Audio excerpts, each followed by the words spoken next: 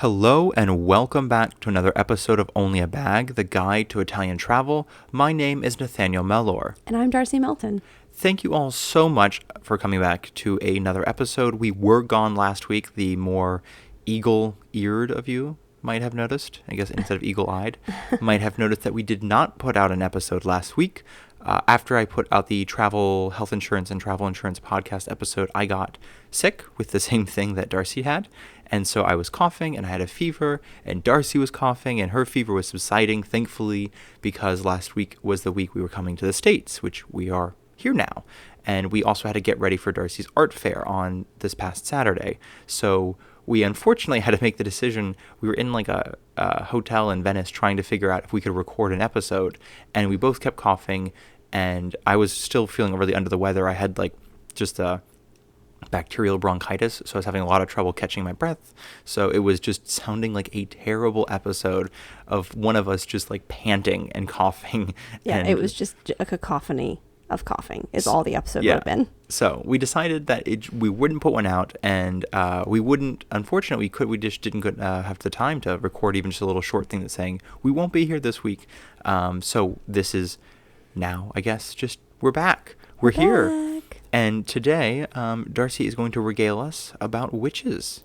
It's our spooky episode. I'm very excited. It's actually not that spooky, but it's exciting. We'll see. It's witches. I know nothing about this. I am here, like you, dear listener, along for the ride. I am ready to ask questions. And before we get started, I just wanted to throw out, if anyone wants to visit our website, onlyabag.com, you can do so if you like to listen to, or not listen to, you're listening now. If you like to read articles, we also have an Instagram account, Only a Bag Podcast. It's at Only a Bag Podcast, I guess. And we don't really update it too much, but it's something we'd like to do in the future. But we're trying to get better about updating our Instagram. Yeah, if you like following Instagram accounts, if like Instagram is your go-to thing, then we have one, and we will definitely be updating it as we just progress. We also have a email account, onlyabagpodcast@gmail.com, if you'd like to send us any questions, comments, or concerns. And last but not least, thank you all so much for following us, those who have already followed us. If you have not, but you would like to, there is still time. You can follow us below the play button. Or the time is now to click follow. The time is now to click follow. See, that's the call to action. And so without further ado, without any more gilding of the lily, as they say in Knight's Tale, it's Paul Bettany. I don't know what that means, but it sounds uncomfortable to me.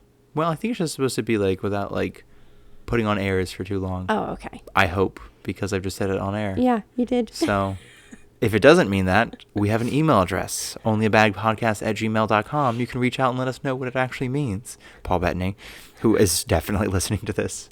And Darcy, take it away. Witches in Italy. Okay. So I originally wanted to do this episode, number one, because I'm fascinated by witchcraft and the history of it, but also because there is a book called The Witches of Benevento, which I have yet to read, full disclosure, but I will be reading it soon. And Nathaniel's mom, and Nathaniel, your ancestry on your mom's side is from Benevento. It is indeed. We have a palazzo somewhere there. Well, you have a witch's palazzo, I'm sure. Us and 70-something of our closest relatives. Your coven. Exactly. And I don't think we even have a right to that palazzo anymore, but it's Probably there. Not, but you could go look at it. I think Mom did. She couldn't find it. Oh. So it's possibly not there anymore. It magically disappeared. There we go. There we go. Keep it's on hidden. Theme, Nathaniel. I love it. Thank you. So Benevento has been known since the 13th century as the gathering place of witches. What was it called before Benevento? I don't know. Do you? I know. Malvento.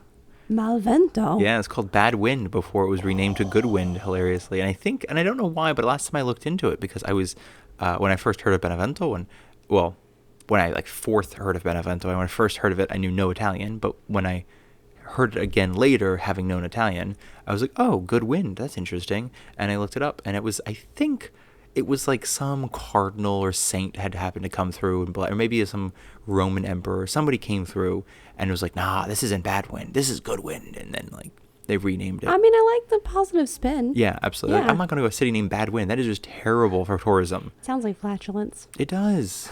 It does. You're not going to go to a flatulent city. That's Absolutely. not going to increase tourism. Yeah, it's a beans and cabbage city. You can't go there. I mean, traditionally, yeah, it would have been a beans and cabbage. Well, So okay, maybe that's exactly what it was that's called. what they meant. Yeah, they did not very creative at the time. They named it. So that is the reason that I wanted to do this episode, basically. So I think we should do chronological is how we're going to do this episode. Chronological sounds good to me, though I think one day we should just do a different order just to kind of Just chaotic. Just chaotic, just Yeah. have fun. Okay. And another thing, and one more thing, and just sort of ruin the entirety of storytelling forever. Yeah, just make it really chaotic and confusing. I love that. We'll try it out. Okay. But today we're going to keep it Chronologic? simple. Smart. Yeah. Okay. Okay. So witchcraft in Italy today is called stregaria. And you can be not a worshiper of stregaria, a practicer of Practitioner? stregaria. Mm-hmm. Okay. You can practice stregaria. Like meditation. Yeah, and witchcraft. Right. Well, I meant I think you're supposed to practice meditation. You're not Yeah. like a meditator. Yes, exactly. Like you practice yoga, Yes. something like that. And so that is the neo-pagan reconstructionist term. Oh. So it's new. It's new, exactly. Because just like in the West, witchcraft was happening, Okay. and then it kind of died down, and there's been a resurgence Okay. of interest in it. So same in Italy. So now it's called stregoria. The ancient practice was called stregonoria. Ooh, just Yeah. throw an extra syllable there for pizzazz. Well, they took away They took away this. Oh, I guess that makes sense. Yeah. It came first. Right. Yeah, that tracks. Um, I am following the chronological order. And you all may be asking, well, Darcy, what does that mean? It means witchcraft. Obviously, I think I said that. But strega means witch. Okay. I did not say that before. So I like realized. Streganona is like the grandmother witch. Yeah, Isn't there there's a book series? called Stregonona. Good book. Very popular in Italy, I think. Maybe Is it? not. I think it's assume American. it is. Well, I feel like we've seen it like the Feltrini bookstore, Feltrinelli bookstore. Oh, I think we have. You're right. Yeah. So I just assume it's big, but it might not be. And I read in one text from my research that historically people wouldn't have called each other strega because it was seen as an insult. Okay. You would have called someone like a healer or some variation of that. There were several different words. But strega was seen as an insult. However, I think in the modern day, people would call each other strega, with the resurgence of people being interested in witchcraft. No one's being drowned anymore for it, so, or at least, Exactly. No in one's being persecuted. So, some countries. yes. No one's being persecuted in Italy for Sure. it. So I think it's not a bad word anymore, Doesn't carry the same connotation that it used to. Exactly. Also, I'm thinking like even in like the, I don't know, 60s and 70s, people would call each other witch as like an insult. Like, oh, you're such a witch. Like Did you're, they? oh yeah, like my father got in trouble. He's born in 1956. He got in a lot of trouble calling his sisters witches once. His mother was there, and she was not very happy about it. So it could just be like my family thing, but the way he tells the story, it's like, oh no, that was like a harsh thing to say. I mean, that makes sense. I never really thought of it as an insult, but I know that it didn't have a great connotation up until, pretty recently. Because it's like I think people forget that, wasn't Glenda a witch? Like Yeah, every time Glenda the Good Witch. That's what I'm talking about. People think about Wizard of Oz, and I think like the evil witch, the Wicked Witch of the West is like what people remember, not Glenda the Good Witch. And it's like there were two witches. One was good, one was misunderstood, and had a bunch of flying monkeys. Exactly. Misunderstood. I love that. Great interpretation. Also, the actress who, her name escapes me, but the actress who played the Wicked Witch of the West. The Wicked Witch of the West apparently was an incredibly amazing, nice person. It's kind of nice that sometimes like evil people are played by nice people rather than just like evil people being played by terrible people. Because then you're just like, oh, that makes sense. You didn't have to dig deep for that role. Yeah. So Just played yourself. yeah. DJ Okay. Khaled. Okay. Oh no! Don't shout out DJ Khaled. No, he would shout out for himself if you were here. Don't worry. Okay. So he's speaking through you. Yeah, there we go. So back to the witches of Italy. Right, of Benevento, even. Yeah. So much like witches that we know from all of the rest of the world, they would have been people who used herbs for healing, and they did rituals, used invocations, things like that. The thing that I think sets Italian witches apart is that they, in ancient times, in CE and probably potentially BCE. Okay. I always mix those up. Before Common Era, in Roman times and Etruscan times, and then potentially into the Common Era, they would have worshipped goddesses. Okay. And I think some gods, but predominantly goddesses. which I I think know the is Etruscans fascinating. for sure, though. That was the one of the core differences I know when you kind of not you when one asks about like the difference between the Etruscans and the Romans. One of the core differences is the fact that Rome obviously had a very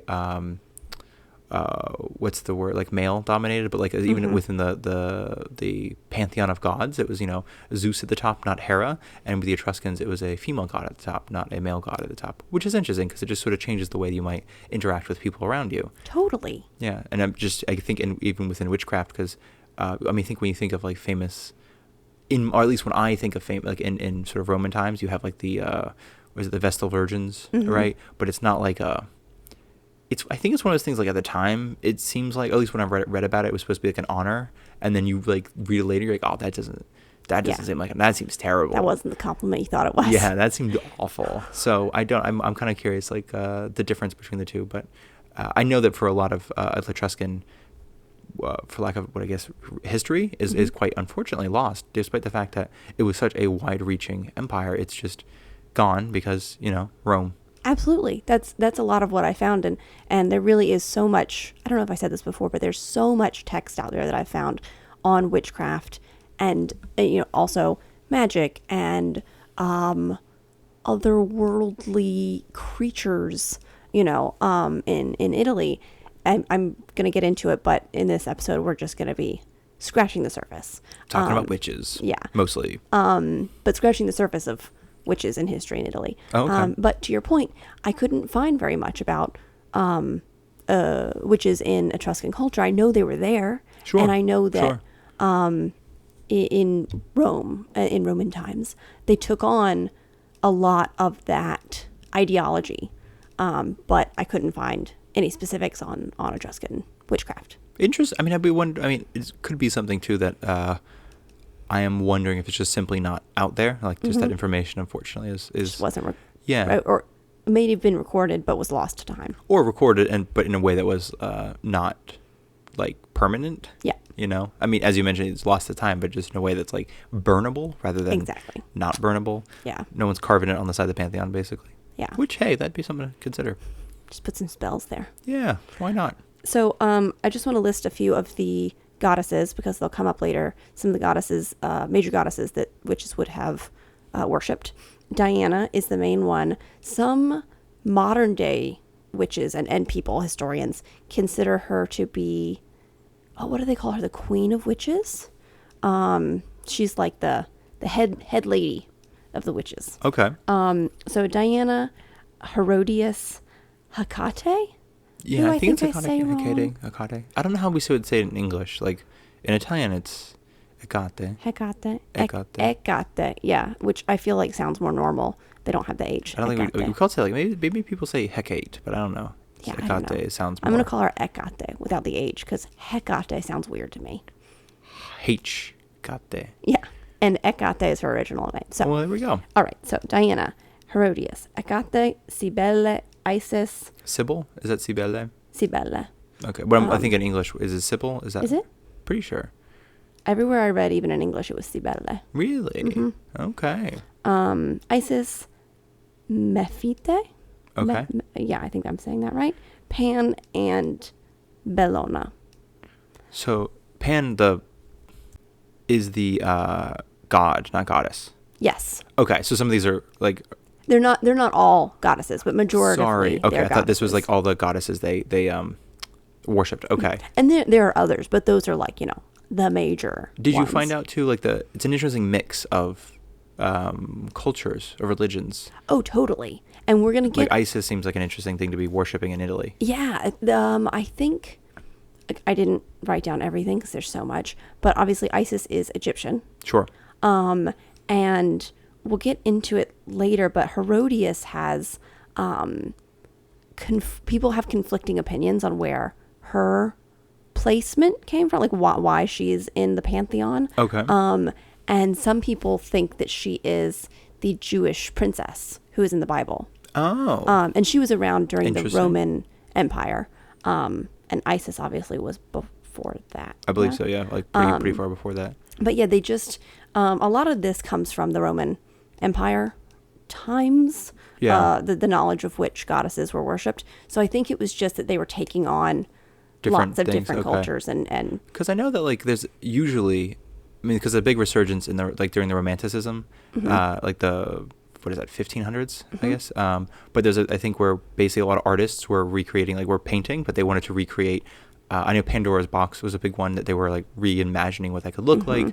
But there's a big focus on magic, for lack of a better word. I know that a lot of the alchemists that we've heard of came from that, but even like Italian, like Giordano Bruno, I think is a little after that, but he's sort of a natural, like a alchemist type, but sort of, I guess, basically magician, a good way to describe it, but somebody who also wrote on like math and wrote on science and wrote on this and wrote he on was that. actually mentioned in some of my research. Yeah. But it's interesting, I think, because I think we think that like so far, the Roman period being like, oh, that's so far ago, that would have been like original. It's like, no, you're doing the same thing. Like you're looking at cultures from 1,000 years before that, thinking, oh, maybe they had the right thing going on. Maybe they had the right idea. Exactly. And it's interesting how kind of you keep going back, and every couple hundred years, it's like, that seems like a really interesting idea hundreds of years later, rather than coming up with maybe a brand new deity, brand new, it just belief. ebbs and flows. It kind of goes away and comes back and goes away and comes back. Yeah.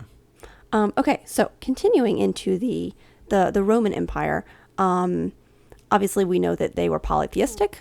They had lots of gods, and their culture just they religion, magic, superstition, all of that melded together.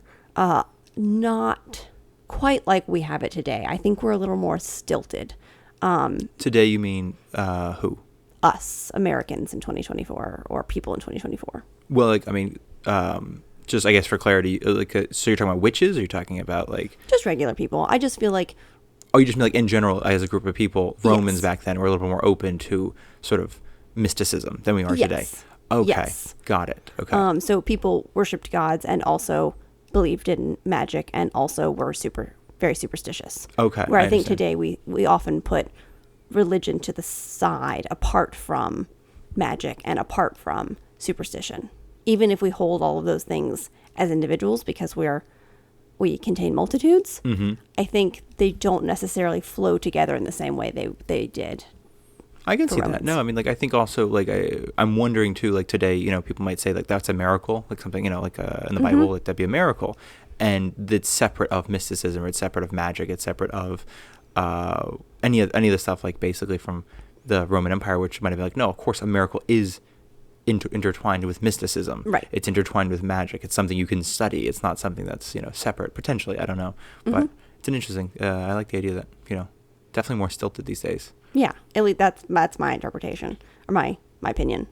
One interesting thing is that because of this belief, like all of that melding together for them, they accepted witchcraft and magic to be something that people practiced. However, they were very against magic and witchcraft that would be harmful. So they had, That makes sense. Yeah, Yeah, that tracks. they had very strict rules against things that would harm other people or harm the government or society as a whole. Well, I think it's the same thing like today. It's just, I mean, let me rephrase that. If people treated witchcraft with the same sort of sincerity today they might have done a couple thousand years ago, it's course. the same. Of course, you can't harm somebody else walking around. You can't harm the government. You can't harm, anything. You can't, I mean, physically, you can't, I mean, I guess we have pretty strong like libel slander laws, like free speech laws rather. But you can still, there's still, I think, a lot of, actually Italy, not so much, not very strong free speech laws. There's a lot you cannot say and you can get sued for sure. But you can't go out on the street and hurt someone, which I Exactly. think is, like you What said, this if we treated witchcraft with sincerity, you wouldn't, like, don't do a spell to hurt somebody. Yeah. Don't give someone herbs that's going to hurt them, Yeah, exactly. So I think that makes sense. That's a kind of interesting thing. Like it shows that, I mean, it shows in hindsight, I think it's one of those things that shows the sincerity of a belief, if it's like legislated against, or if it's, it's not, I don't know. It's not like, oh, just don't do that. Haha. It's like, no. We'll actually. Right. Court. Absolutely. And I think within groups of people who, in the modern day, who define themselves as witches, there are, to my understanding, a lot of people who don't practice, like, what I guess they might call dark magic, or they don't do things that are harmful, because why would you harm someone? And I think a lot of people believe that it, comes back at you. So it's Sure. like it's Yeah, like a yeah, self-governance. I can see that. Like, Yeah. you use whatever you have for good. Don't do bad things. I like that. All right. So speaking of dark magic, This is why I came here on Halloween. This is what I wanted to know. let's get into the beliefs of non-witch people. Tell me about these unmagical folks.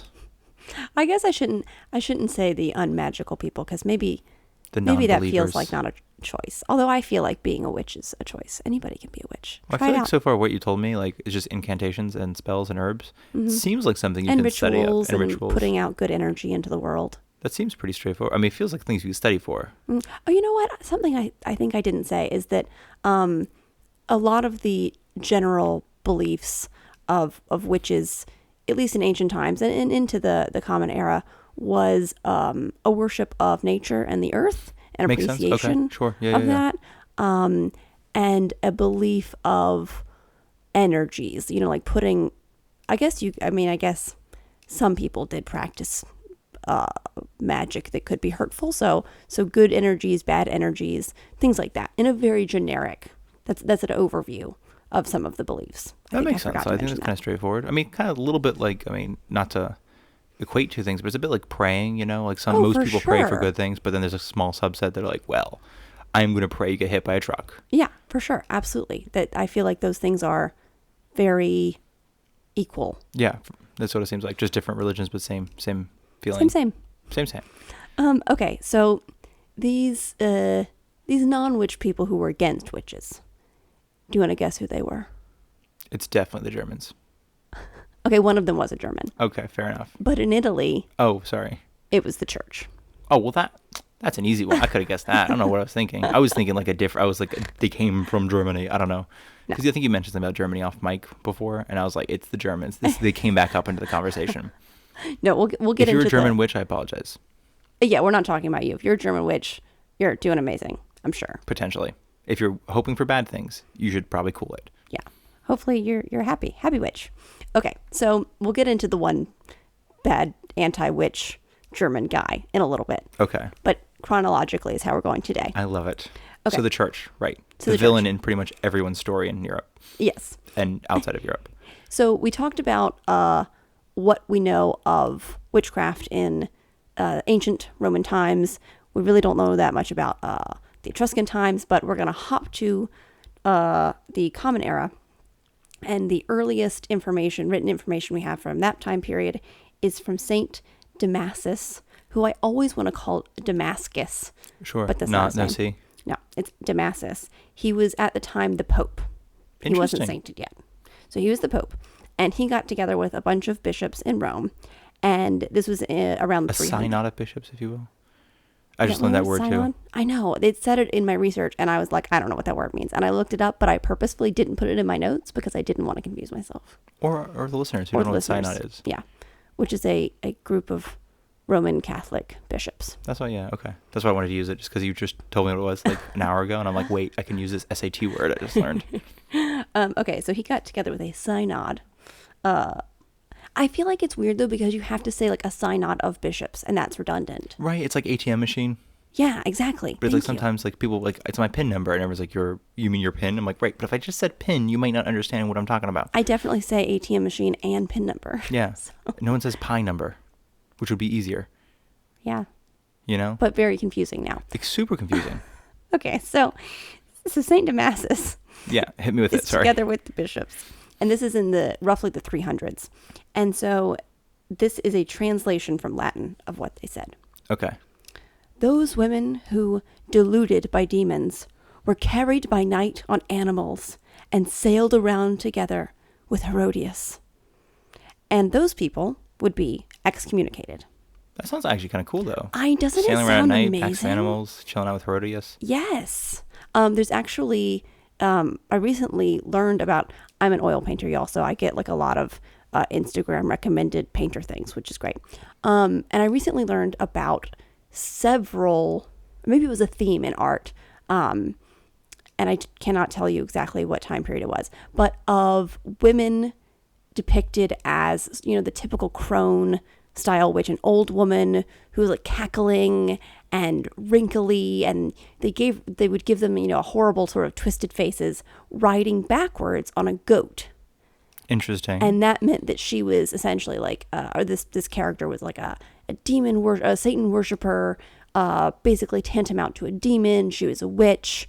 But it's a theme in art that I'd never heard of before, until Instagram recommended this post to me the other day, and I learned all about that. And it's very much related to this. It has obvious roots in this idea that witches were riding around on animals in the backwards. night. They like didn't just showing say off. this at this point in history. They weren't backwards yet. It was later in the history that they were turned backwards. Yeah, like some painter saw them and was like, I didn't realize they could do that backwards. That's kind of impressive. Because I feel like anytime you see a movie and the guy, like the main character, like suddenly rides the horse backwards, oh, yeah, like the trick riding. Like this guy's, he's better to do something serious. Mm-hmm. Like he's in it. You know what I'm saying? So like you see a witch do it, you're probably like, that's some serious riding. I mean, in the painting, it looked amazing. Like this woman was naked on a goat riding around. I'm like, that sounds great. I mean, Sounds I like want Thursday a afternoon. saddle, but A goat's also quite short. it was a very large goat. In the Okay, painting. that makes sense. Yeah. Because I'm thinking like you're doing half the work at that point. Like, Yeah. I'll run and you just, scoot underneath me. I love that idea. I think we could make that. We could pitch make that it to work. witches. Yeah, we could pitch that to witches. Pitches for witches, and then we just like tell them ideas. Okay, so back to the idea that hit me with Saint Damasus and his bishops were like all these witches riding around on animals, and they're following Herodias. That's bad. We're going to excommunicate them. And then It sort of feels like one of those like, oh no, don't punish me. I know, right? Like that's, whoa, gonna kick me out of the church. When the threat is excommunication. Right. Which again could have been bad back then. Now it just seems like you just unsubscribe me from your email list. Like that's, I can still go to Rome. You're not gonna. I was thinking more in that it escalated into killing witches later on in history. That's a pretty But the slippery slope. excommunication one, I'm like, if I get to ride on an animal through the sky, Yeah, I'm okay if I don't have to go to mass every excommunicate Thursday me. or Wednesday or whatever it is. or if I have to move, like I can ride animals in the That sky. too. It's totally fine. That's a good point. I can move with the animals. Yeah, absolutely. I'm sure they have goats in a place that doesn't have a church. So I want to interject here because I had to go down a rabbit hole in my research. Well, I don't know that I had to, but I did. Okay, so Herodias, and if you know about this history, please send me an email because I haven't figured out the answer. Herodias has a variety of origins that people have put out there. She's not like other goddesses that you can trace back to, Greek mythology, Etruscan mythology. So some people think that she's actually Diana. Oh, And interesting. Diana is, like I said before, she's number one witch goddess. Diana in disguise, or just simply over time, her name has been conflated with Diana's. So, okay, let me try to explain this the best of my ability. Herodias is a Jewish princess who was around during the Roman Empire. She is in the Bible. She, not as a goddess, but as a princess, as a real person. According to the Bible, she had Saint John the Baptist beheaded because he criticized her marriage. Okay, fair enough. Apparently. It sounds like hot goss. It really does. It does. That sounds like something you see at the tavern and get people like to buy you drinks. So she was called, or I guess I should say, Herodias in Italian is Herodiade. Oh, okay. So slightly different. And some people believe that the Catholic Church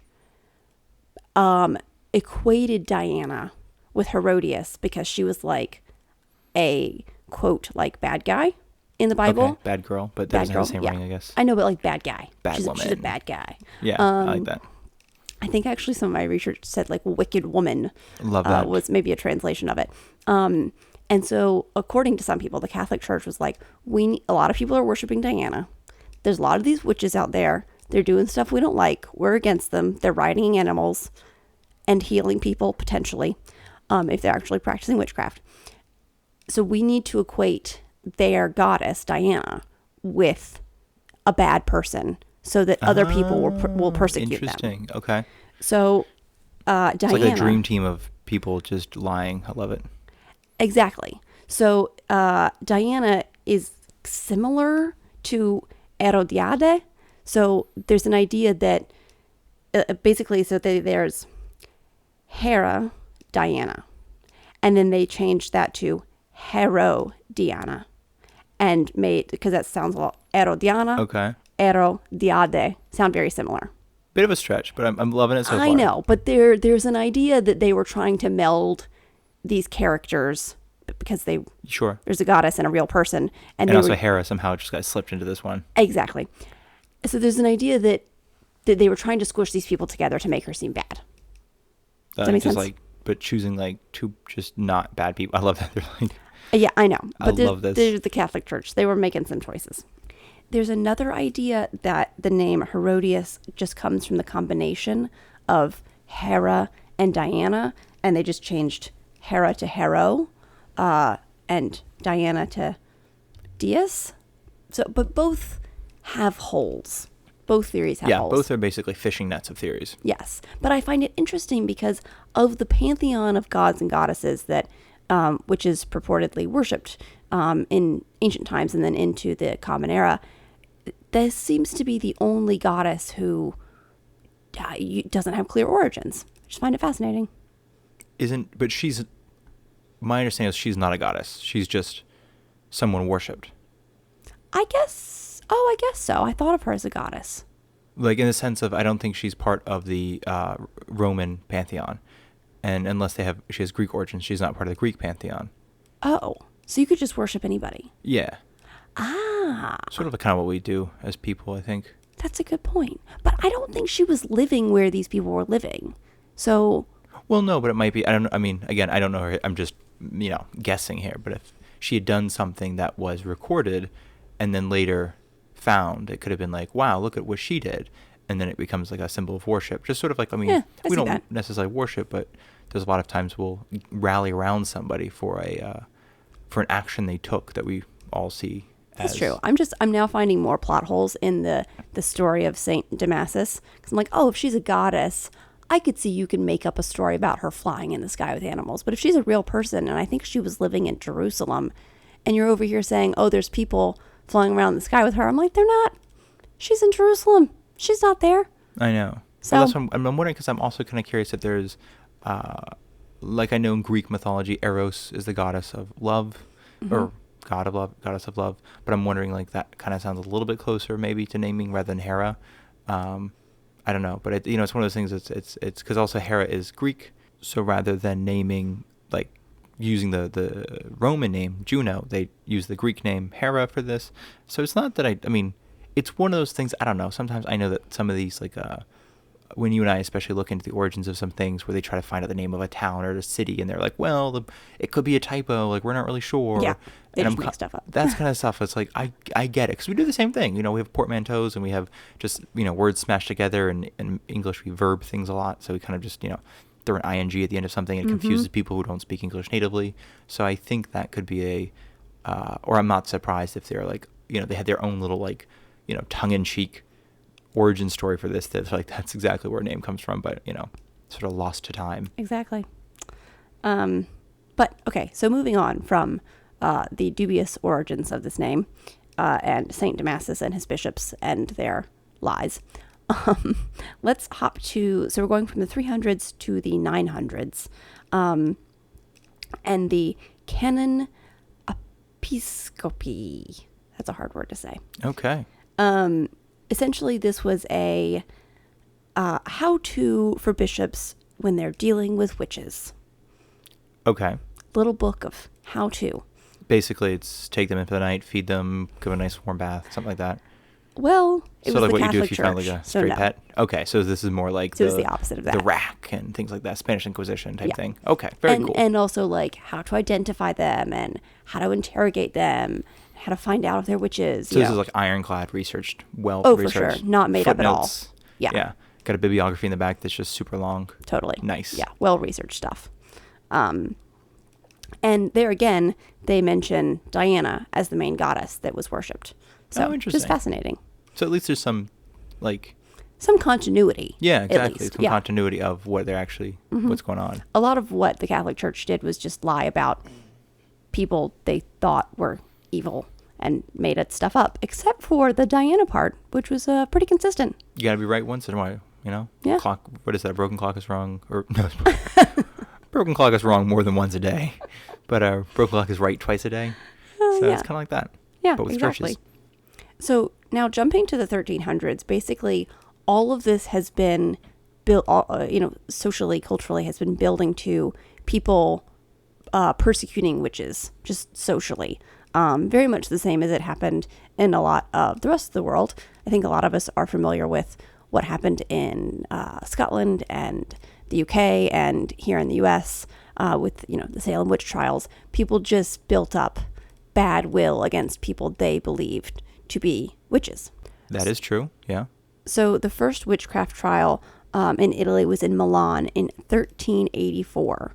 Wow. Yeah, which was earlier than a lot of Europe, which is fascinating. Well, Italians are trendsetters. You know what I'm saying? Really and are. in Milan, they're on the cutting edge of what's new. Cars, fashion, I guess burning witches at the stake. So that's... Which is fascinating because I feel like we don't hear about the witch trials in Italy.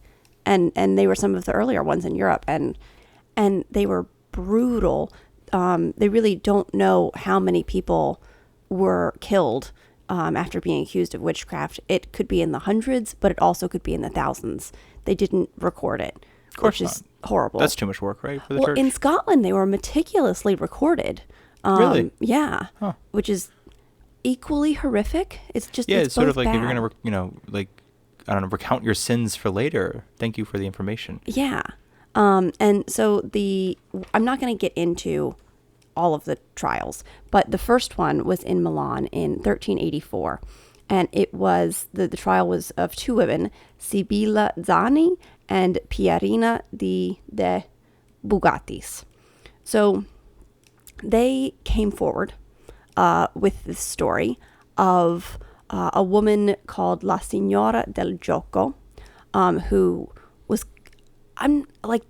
she was a witch, and it seems that these two women and several other women were invited to the houses of wealthy people where they practiced witchcraft. Okay. Under the guidance of La Signora del Gioco. And one of the more out there claims they made was that she could resurrect dead animals. Absolutely phenomenal. I know. Fascinating, right? And so they were first tried in 1384, like I said, and they were given a minor sentence, mostly because people were like, we think they're kind of crazy. Just give them a little something, something, and let them go. And then they were retried in 1390, so 6 years later, and they were murdered. Yeah. It's interesting, too, because they were tried after having come forward. Right. So it's that old classic snitches get stitches story. But also it's interesting you can be retried for something. Like, I'm kind of curious because I know that some countries, I imagine Italy among them, have very old judicial processes and similar to, because I know England has very, like a lot of their processes today are quite old, and among them are you cannot be retried for the same crime. Right. So once a punishment or whatever, not a punishment I guess, but once a verdict has been levied, that's it. Even if it's more horrific than you initially thought, it's like, we already tried them for it. And there might have been something like that, but I think there's so much cruelty that goes along with any of the trials of for sure people that are called witches that they might have just been like, yeah, they're witches, it doesn't matter. Which is interesting because if I may jump in real quick, it's there's like the books, the Malleus Maleficarum is one of the books basically that is really quite referenced. It was referenced in Salem witchcraft trials. It's German originally, late 1400s. And interestingly, when it was written by, I believe, a might have not been a bishop, might have just been like a clergyman basically, who was kicked out of the church. And I wrote didn't know this. He was kicked out. Yeah, and he wrote this book. It was published in, I want to say, like 1487, like written 1486, I think. Well, I think it was written in 1486, published 1487. Okay. And the theologians of the time, especially the ones of the, I think it was one of the main churches in, I think it was Cologne, I think it was like the cathedral, like Okay. the bishops of Cologne. It was basically theologians there were against this book because they're like it goes against the the Roman Catholic Church has already established what you do in the event of demonology. So this is, and it's also not only that, it recommends things that are very illegal to do. And It was horrific. And yes, and it was, instead of like, basically it should have sort of died there, but because they sort of denounced the book, a lot of the more recent people assume that's what took off in its popularity. They're like, oh, there's a It made banned it book. sensational. Yeah, but it still pretty much fell like it was worthless up until like the 1700s, when there's this new fresh fear of witches, and then they're like, going back to this book that not only obviously was like, it goes without saying it wasn't research, it was garbage book. Right. It was one guy's sort of thoughts on the matter. But it's, I think, fascinating that, I don't know, it's like, I'm not to draw parallels to today, but it's easy, I think, to write something that is objectively false, to have it denounced by people of that day who have more information about something than you do as objectively false, but for it to gain a sense of popularity, and then for it to, I mean, we would never, it's going to be impossible to today to know if it gains popularity in 100 years or two, but it's not that, it's like we often, I feel like, reference things that are 100, 200 years old that are objectively false. But even stuff like, I mean, the amount of times that people reference, what's his face, the psychologist, the Austrian fellow. Freud, yeah. It's like, it was one of those things, he's one of those guys that's like, basically all of his ideas have been pretty much proved completely false. I mean, interesting, but ultimately false. Yeah, but people still reference it as if it's fact. As if it's, it was studied in fact. And it's interesting, actually, I think the guy who wrote the Malleus Maleficarum ended up, he was kind of he seems like kind of a weirdo. I mean, no offense, kind of have to be, I guess. Yes. But What's the word for when you're anti-women? He was definitely that. Yeah, but like when you want to murder women. I don't know if we have that. Just we don't have that? Okay. Yeah. Maybe they have it in German. They It might. was written for him. They made it up for him. But the guy who wrote it was actually accused of illegal behavior, and his tribunal suspended, basically because of his obsession with the sexual habits of the accused, which that was interesting. And then basically like, yeah, but we didn't give you like essentially the arrest warrant is not for that. We don't care about sexual impropriety as a church. We care about demonology, and you're going into the sexual impropriety of this, of this thing. So like that's not even on the table. But it's interesting, I think, just again when it's like, I think as humans we're quite cyclical in the sense, things come back up, and for someone to sort of die, not necessarily in obscurity, but at least with some kind of infamy at the time where people are like, this guy is just off his rocker. And then for some time later for people to actually say, no, you know what, this guy actually had a pretty good idea, despite the fact that, well, it's like kind of like cherry picking. It's like you took that one, but then it's not, again, it is not based off of Roman Catholic precepts or not habits, I guess, practices. Or doctrines or whatever. Or doctrines of demonology. It's just based on literally. He just made it up. Yeah, and it's interesting. I mean, for me, that it can be so. It's just, I don't know. It's like that sort of that you never know that stone that causes certain sort of, I don't know. The butterfly flaps its wings, and it's is the kind of it's like you never know what's going to cause untold destruction, and Absolutely. then you're like, oh, it's that book. My God, okay. No, you're absolutely right. And on the back of that book was written in 1608 the Compendium Maleficarum, which was like a 5-part book in 3 volumes. Which was very much like the Malleus Maleficarum. Each section was, how to spot a witch, what to do, things like that. A list of things that are completely made up that he believes witches do. He, like this other guy, this German guy, seemed like obsessed with the sexuality and sexual nature of witches. He mentioned witches like having sex with demons and succubi and incubi, all this stuff like that. And it was completely made up. None of it had a basis in fact, but it did have a basis in the Malleus Maleficarum. It is interesting not to, again, draw parallels to modern day, but it is fascinating how it often seems that there is a small but vocal group of people that seem to be incredibly concerned with the sexual acts of another group of people. Yes. And it sort of, and uses that as a basis. But, it's kind of an interesting thing that's, for, at least since 1600s, 1500s, it's like that's just been a thing rather than just, I guess because, again, like the church is like, right, we're not here for sexual impropriety. We don't care.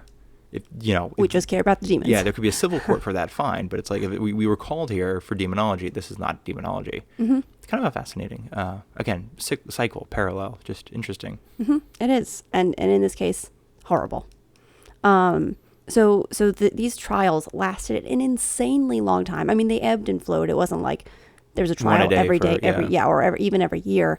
But obviously the first one, like I said, was in 1384, and they lasted until 1724. That's interesting. That's super late. That is so long. And that's why. With similar verdicts, like in the sense of like you could still be hanged or burned or drowned. Okay. Mm-hmm. I think there was a period of time where they were lessened, like you were put in jail. Okay. But throughout that period, people were killed. Did you find any information, because we've talked about in other episodes that obviously Italy was not a country back then, so that would have been the Kingdom of Milan that held this trial. Did you find any information on like the Kingdom of Sicily or Venice or Florence had different? Well, that's the thing that's kind of interesting. Oh. Part of this could be just lack of documentation, but all of this happened in the north. Interesting. Piemonte. Okay, I'm not actually going to list the regions because I can't think of them. But, Veneto,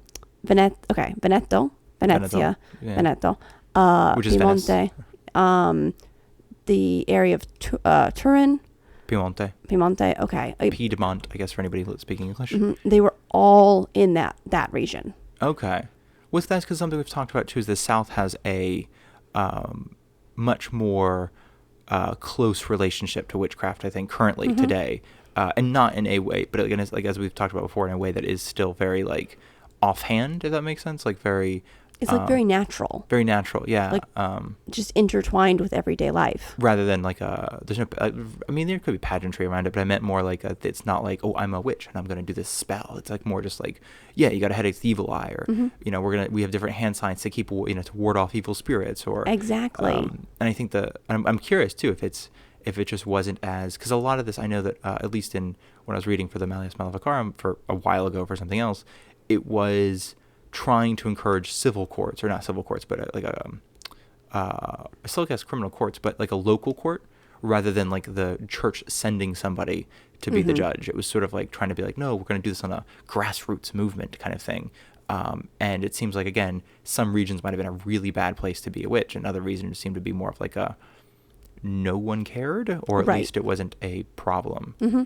And it's interesting, we're not going to get into it in this episode at all, except for the statement, but in the 70s and 80s, there was and it kind of continues today in certain pockets, but this satanic panic. Yeah, absolutely. I think it was in the Piemonte region, maybe even Milan. I can't remember. Again, we're not going to get into it, but these kids and their Dungeons and Dragons. Yeah.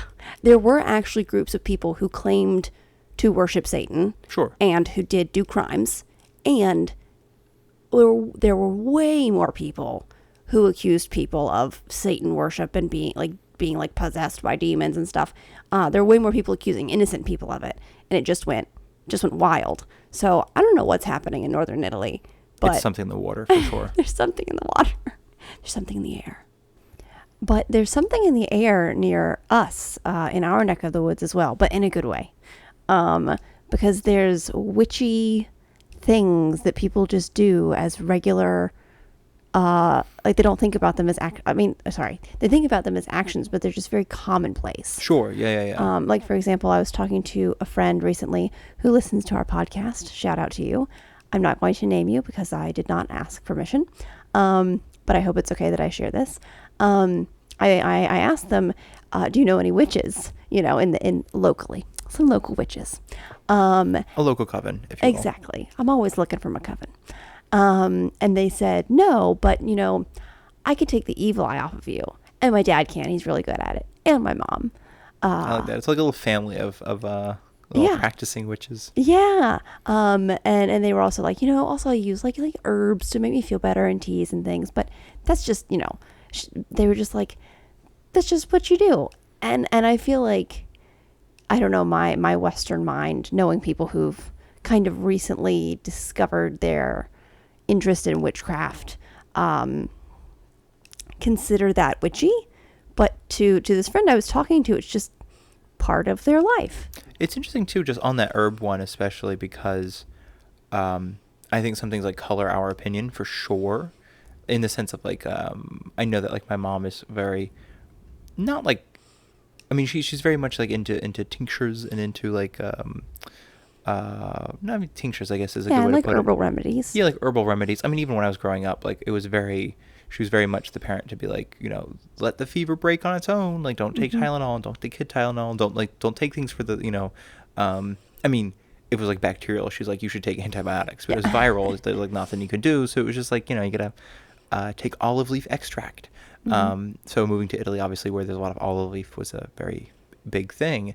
But no, I think it's fascinating because even when you go to it's easy to think of like that being like really outside the realm of what's normal until you go to the pharmacy. And even recently, like you were sick, and I explained to them like, she's coughing, it's just this and that, blah blah blah blah, and I'm expecting genuinely like Mucinex, I'm expecting Robitussin, I'm expecting something serious. NyQuil. Yeah, like I'm like, come on, and then they give you this thing and it's like green plantain extract and something else, and I'm like, okay.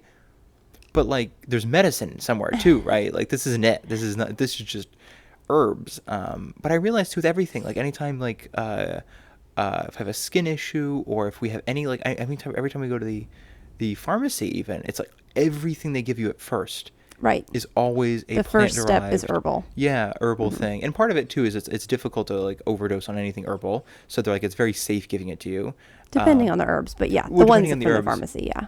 But I was thinking like, I mean, they're not giving you like poppy seed extract for like, homemade opium. It's more of like a like, I don't know, it's a lot of honey derived things when you have a sore throat. So like, it's not a drug you can overdose on.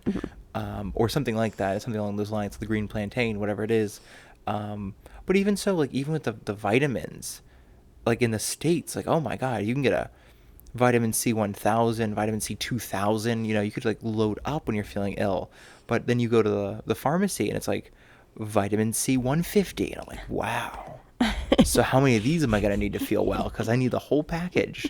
But it's interesting how at least herbs, and I mean, part of it too is, I mean, just around where we live, there was a lot of apothecaries that, I mean, not recently, but 200 years ago would have sold herbal remedies. And it seems like a lot of them did not go out of style in the sense of like, you would have still, I mean, I know there's a whole big thing like, what's his face? I'm spacing on his name, the Greek fellow who's like, food is medicine. And I know that Greek, like, thousands of years ago, obviously.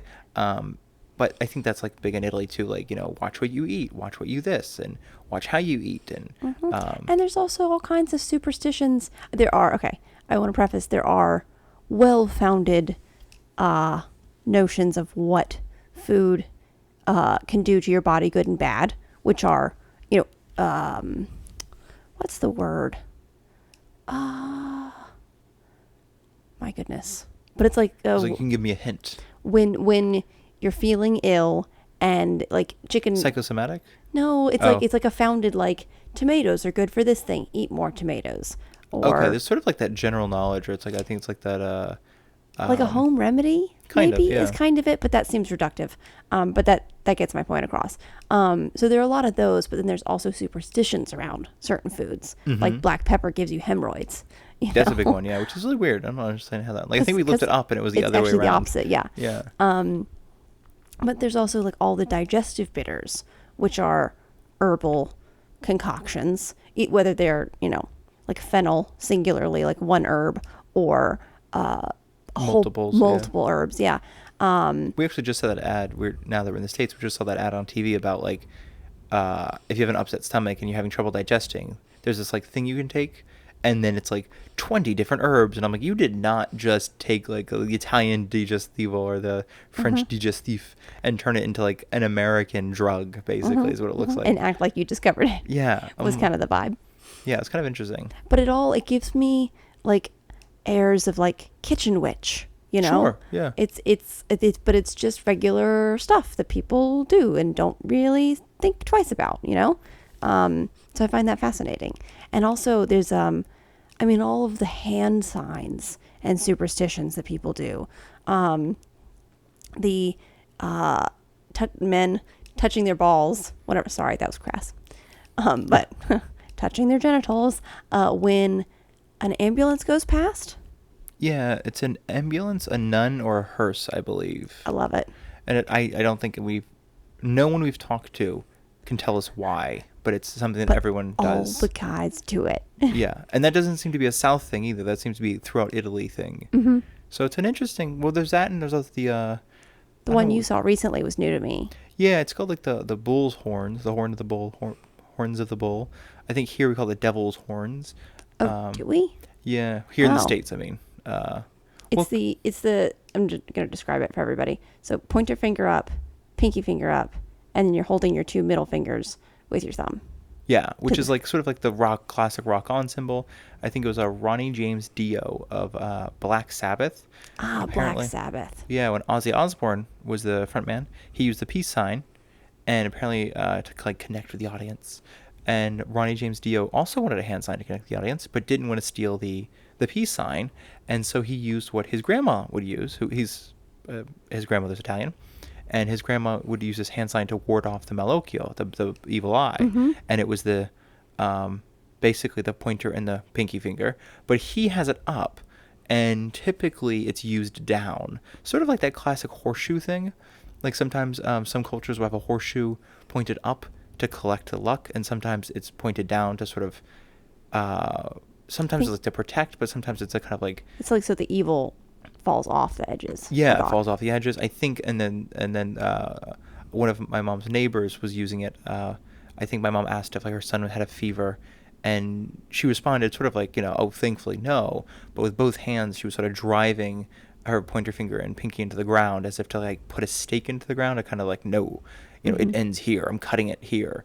And it's fascinating because I'm willing to bet, just like with a lot of hand signs that like we all make, she would not have realized that she was making it. Kind of fascinating, just what is subconscious and what isn't. Mm-hmm. And it's like little tiny bits. To me, it's my interpretation. It's like little tiny spells you're doing just to ward off evil or bring you good luck, but like they're just second nature things, and I find that amazing. Yeah, which isn't. So it's like a kind of an interesting way of having witchcraft that still exists potentially. Absolutely, down in the South where, at least according to written information, witches were not persecuted. Well, strongly as they were in the North. Or at least they didn't write about persecuting them. Exactly. It wasn't documented. Yeah. Hopefully, about things. Hopefully nobody was injured. The dream, I think. Yeah, that'd be for the best. Okay, so I think we've pretty much covered. That's just our tidbits of our experience living in southern Italy and the sort of little sprinkles of witchcraft that we see. I have some extra bits that didn't fit anywhere, but they're like really fascinating to me. So do you mind if I share them? Yeah, let's go. Let's do it. In and around Venice, like in the Friuli region and Veneto, there's lots of witchcraft things that have gone on. We're not going to get into it. It's too much. But one fascinating thing, particularly because Halloween tomorrow falls on a Thursday. Okay. And in Venice, there were the Zobbiane, which is a group of witches, and they got together on Thursdays. Interesting. Isn't that fascinating? And their name, Thursday is Giovedi, right? Yep. No, Giovedi. Mm-hmm. Okay. Which was named after Juno, I think, if I'm correct. Okay, I believe it. And they somehow, I don't understand this. I don't know if it's the Venice dialect, because to me, so they were named after Thursday. The Zobbiane. Okay. And then Giovedi. To me, don't sound alike. Probably not, but probably the Venice dialect. So it's probably the Venetian dialect. But I just found that fascinating. So I'm like, y'all, let's get together with our covens on Thursday. It's interesting it's Thursday, though, yeah. I know. So really cool. One little tidbit that goes along with that is that obviously the Catholic Christian calendar, the Gregorian calendar, was made to meld with a lot of existing holidays and celebrations. Sure, that makes sense. Yeah. Throughout lots of different cultures. But there isn't, mostly I'm guessing because there's not a lot of written record about it, but there's not that much proof that witches in various regions throughout Italy had specific days that they got together for celebrations. Okay. I would imagine a lot like witches in other parts of the world, they probably would have followed phases of the moon and solstices, but there's just not that much info. So it's fascinating that there is written information that this group of witches got together on Thursdays. No, that's fast. I'm kind of wondering like who wrote that down and for what reason. They had a secretary. Well, they exactly. kept minutes. Somebody kept minutes. Exactly. On Thursdays. I'm like, this makes sense. Okay. What's your other piece of fascinating information? Let me check my notes. I have a long one. I'm trying to save it for the end. Oh, okay. Finish on like the Big Bang, the finale. Oh, okay. Here's a fascinating one. So according to my research, there's evidence that obviously not every group, because we talked about how Italy was lots of different kingdoms, and in tiny different every town has its own culture and deities essentially. So this is a generalization. This is not every group of witches, but there's evidence that some groups of witches used a hallucinogenic ointment. Interesting. In some of their practices to induce what a lot of different cultures do, where it's not a trance, but you're in a different state, essentially. Yeah. And some people believe, at least in these groups, that's where the idea of the witches flying came from, because they were high. Yes, they were going on a journey through their mind. Does it say what they used to I couldn't find what herbs they used. No. Interesting. Okay. But I'm curious. I'm going to be doing more research. Well, no, I'd be curious if something to return to, because I'm curious if it's a mushroom-based thing or if it's herbal. Well, it's ointment, is what it says. So that's unless like that's skin? Unless it's poorly translated. Because it could be translated. It could be something that's soaked like in oil. Like a poultice, even. Or even poultice, could be kind of an ointmenty thing, but that's something you eat. Because I'm thinking like, maybe poultice is something you pack on your like a wound. That's a good point. I'm thinking you could put it on your skin, but I'm like, what if they ate it? Well, I was saying like, what if it's just like an oil though? An ointment could be like, because you could anoint something with an oil. Could just put some mushrooms and some olive oil and drink it. It's kind of what I'm wondering. Yeah, exactly. But they are also known to do other people. The word shamanic was used throughout my research, so that's someone else's word, just to be clear. But they say there are other shamanic traits like dream travel and astral projection. And as we learned recently, writing on animals. Yes. So other people say. Right, but the witches didn't say that about themselves, though, just to be clear. No, but it's still quite shamanic in terms of like closeness to animals. Oh, absolutely. Yeah. So I just thought that was super cool that they're just like, yeah, let's take some drugs and see what's in our minds. Makes sense, though. Take a journey. A lot of cultures, I'm thinking, like used, whether it's like, sort of a Native Americans using like ayahuasca or something like that versus like marijuana in sort of Indian subcontinent versus opium even versus, there's a lot of different things that I think people took throughout the years to like induce a certain state of. Absolutely. I don't know, just sort of like disconnecting from your ego a little bit, I think, for lack of a better word. And it's fascinating that these witches might have done the same thing. Yeah, absolutely. And like it kind of never would have dawned on me to even ask if that's something that they would have done. Just super cool. Okay, so here's the long one that I'm not going to get into. I just happened upon it and wanted to share. Okay, so there's a group of people called the Benandanti, and they're from Friuli, which is near Venice. And they are, the word cult and coven have been used with them. And when I say cult, I don't mean with like a maniacal leader. It's just like the cult behind a goddess. So the cult of like Dionysus, or the cult of Demeter. Okay. Exactly. So a group of people together worshiping a thing, doing actions. And so broadly what they did, that they were based on they were cult based on like fertility. Sure. But they also existed to protect their villages, because there were several villages, but they were all within the Friuli region. So basically they wanted to protect the villages, make sure there was a good harvest, keep evil away, all that good stuff. This was in the 16th and 17th century. Okay. Here's one So of the... height of like witch panic, basically. Yes. And here's one of the interesting things. They don't call themselves witches, but everything they do is basically witchcraft. But what kind of sets them apart, not kind of, it absolutely sets them apart, is that not anybody could be one of these people. Okay. I'm checking my notes. Hopefully my sound doesn't change. So they had to be what they call, this is a translation from Italian, born with shirts. So it's if a baby was born and the amniotic sac had not been broken. Interesting. Yeah, so then these babies were considered special and essentially magical, and they, when they grew up, would become part of the Benandanti group of people. And they were said to have these magical powers, a couple of which were in their sleep. I think at specific times of the year. I don't think they could do it all the time, but they could exit their body while they were sleeping. Okay. And fly around as spirits. Interesting. I know, right? Another thing they could do was that they could see the dead and listen to their messages. Interesting. I know. So all very magical things, but they did not identify themselves as witches. Yeah, branding, probably. I know. In fact, part of what they did was they were anti-witch. They wanted to protect people from the witches because they viewed witches as evil. Kind of a pot kettle situation, isn't it? It really is, and it becomes a problem for them because there was a Holy Inquisition in for 100 years between 1575 and 1675, and the Holy Inquisition, these people were like, they're heretics. They say they can do magic. The church says that's a no-no. We think it's bad, and so they went back and forth on this. Sure, makes sense.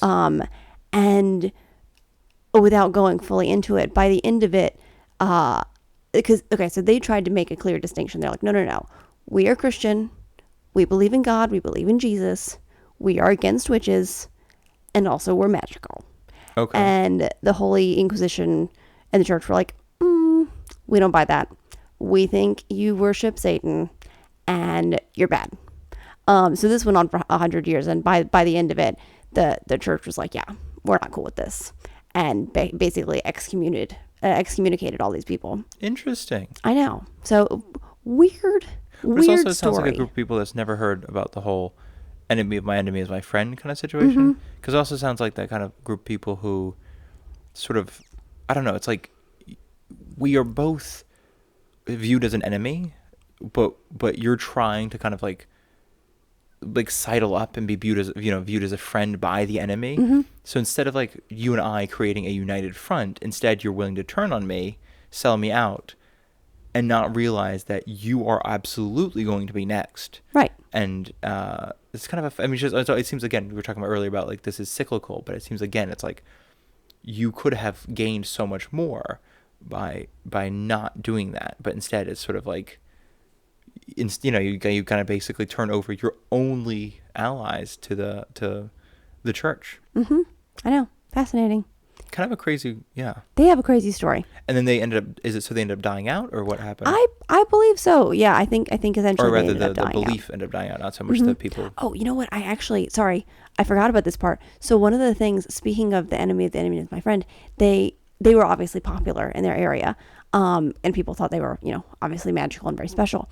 They ended up turning on the farmers, in order to like save themselves, and in the face of the church. Okay. I think they ended up telling the church like, no, the farmers are witches or something like that. That is a bold move. Yeah, they're like, no, we're not the bad guys. Actually, the farmers are the bad guys. And obviously, this was the 15 to 1600s, so a lot of people were farmers. I was gonna say, yeah, everybody is. Yeah. Like, I'm feeding you. And do not make me the enemy. Exactly. And so basically, like all of these villages were like, no, and turned on them. So I'm assuming they just died out because they made enemies of everyone. That makes sense. Generally. Yeah. Seems like whoever was doing their branding completely fell off. I know. Like they hired the wrong person. Like, They made some sad choices. terrible decisions. Yeah. So what I've learned from all of this is that witches in Italy are pretty cool. Yeah. We should all go to Benevento to gather there. Before we do that, we should all get together on Thursdays with our covens. And we should just be good, kind witches. Maybe we should all like learn some more about Diana and some of those goddesses because they seem pretty cool. Also, I'm learning don't sell out your friends. Yeah, That's don't my big sell out your takeaway friends. from this. Don't sell out your farmers. Yeah, definitely don't sell out the farmers. That's Especially a weird thing. not for like a church who's being mean to you. Yeah. Yeah, number Any one. church that has a holy inquisition, maybe they're not the good guys. Yeah. Just a thought.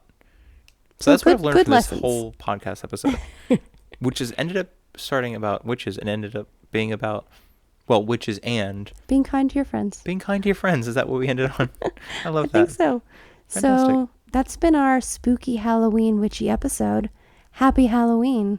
And we didn't even get to talk about the Strega alcohol from Benevento. Oh my goodness. Next episode. Well, not next episode, but we'll probably delve more into witches. Darcy has now have a new rabbit hole to go down. Yeah. And in December, we are going to talk about, oh goodness, her name's gone out of my mind. Not Stregonona. La Befana. Oh yeah, She's a witch, and she comes around in the wintertime. the Christmas witch. Yes. With all that being said, thank you all so much for listening to yet another Only a Bag podcast. It has been lovely coming at you from this coffee table. We are sat around on the floor. We might even be in chairs next time and Ooh. sound more normal once our coughs and runny noses have cleared up. Fingers crossed. Fingers crossed. That's the dream. We'll use some herbal remedies. That's what we'll do. Well, we're in America, so Well, I will go to the garden. I'll find some grass. there we go. I'll find maybe a clover. Could There be we good go. for me. That's something. Okay. Thank you all so much for listening. If you haven't followed and you'd like to, you can do so on the screen, I imagine. You can follow us, subscribe to us, keep up with what we're doing. You can check us out at onlyabag.com if you'd like to read any articles. You can follow us on Instagram at onlyabagpodcast. And if you have any questions, comments, concerns, or anything you'd like to inform Darcy about witches, or if you have any sort of knowledge that you think that she might like, we have an email address, onlyabagpodcast@gmail.com. Mm-hmm. And if you've liked this episode, you can leave us a nice review. That'd be We awesome. would love that. That'd be amazing. Thank you all so much for listening to this episode. Thanks for listening. Happy Halloween.